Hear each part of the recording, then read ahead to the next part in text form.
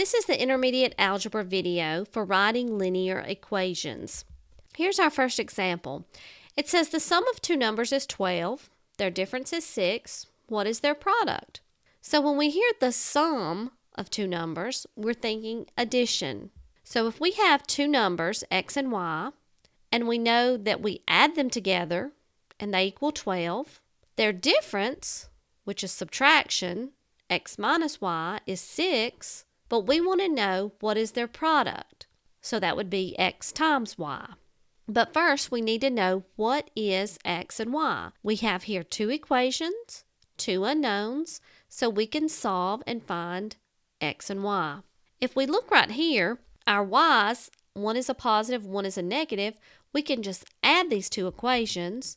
The y's go away, and we have 2x equal 18, and we can solve and find that x equal 9. Now let's take 9 and our equation of x plus y equals 12, and let's plug 9 in for x, and we find that y is equal to 3. So x is 9, y is 3. We find their product by multiplying them together, and the product is 27. Now let's look at this test yourself problem. Pause the video here and try to work this problem. You should have gotten C. Y is equal to 5x plus 1. Let's take a look. It says if x and y vary as given in the chart below, which of the following equations represents this relationship? So we have a chart that gives us x values and y values, and we want to see how they are related by an equation. So the first thing we can do, let's take a look and think about slope-intercept, y equals mx plus b.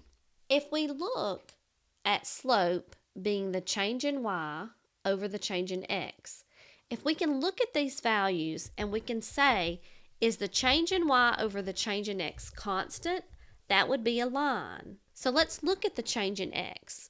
From 0 to 1 to 1 to 2 to 2 to 3 and 3 to 4, the change in x is 1. It's a difference of 1. Now what about the change in y?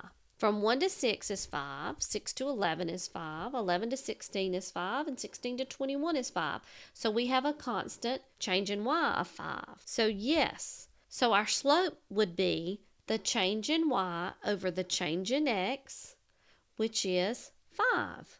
Now we can look at this equation by plugging in when x is equal to 0 and y is equal to 1, that gives us our y-intercept. When x is equal to 0, then our y-intercept, or b, is 1.